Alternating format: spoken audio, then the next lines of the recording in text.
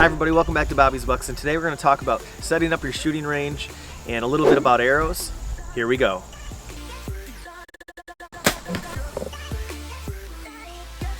So when I first started out, I only had one target, and I made a goal to purchase one target every year. I've tried the black hole target, I've tried the block. They're both really good targets, and I leave them outside and they're still hanging in there. I've had our targets for about 4 or 5 years now, and that very back target, it's big for a reason. One little movement can be a matter of 12 to 15 inch difference. Practice shooting far distances because it makes that 30-yard shot just seem so easy. Eventually I was comfortable shooting at 40 yards. Then we moved it back to 50 and 60.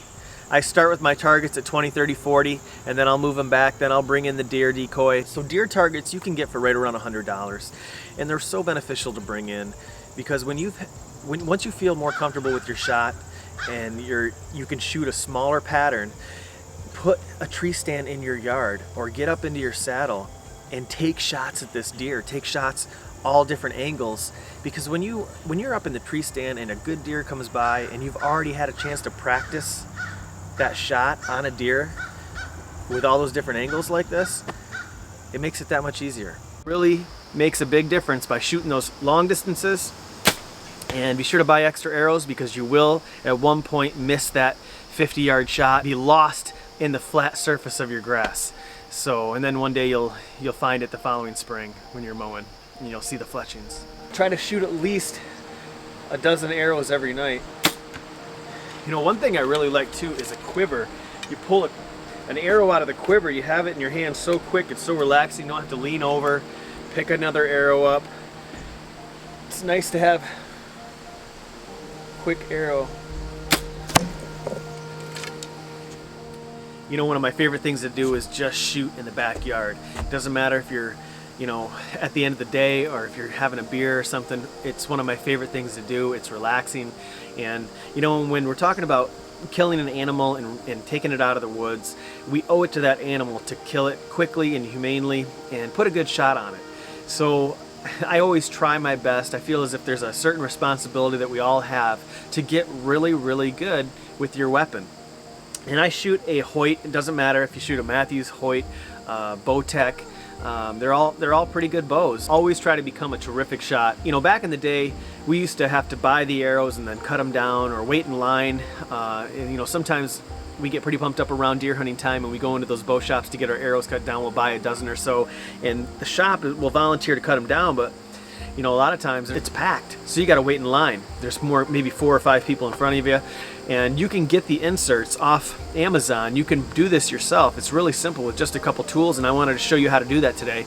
Nowadays, you can just order them to the link that you want off Amazon. I'll put a link down in the description below. So now we don't really have to cut them down anymore, but there are a few more arrows that I find from time to time around my house that I'll just cut them down and glue in an insert. I'll show you how we do that today.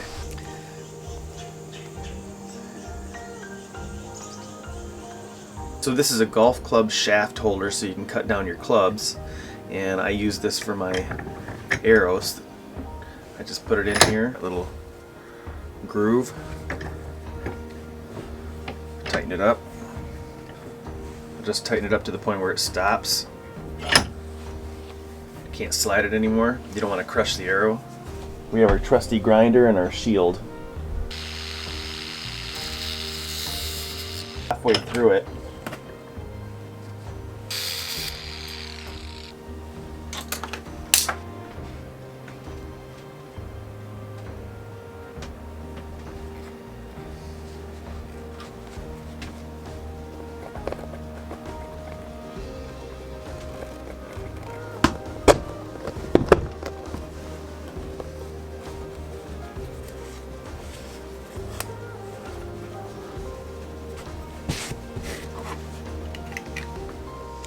so when you're practicing, you're going to use field tips, and I use 100 grain. I shoot 100 grain broadhead, so it's important to always match up what you're practicing with what you're going to be shooting at an animal.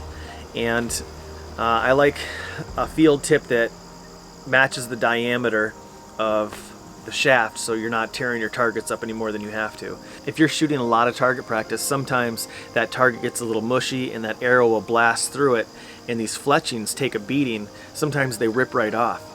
You can buy extra fletchings. I'll leave a link down in the description for the ones that I use, and you just glue, you crazy glue a little bit on the edge of the fletching or the feather, and you place it where you want it. It's a quick, easy repair, and it's really tough. It's surprisingly tough.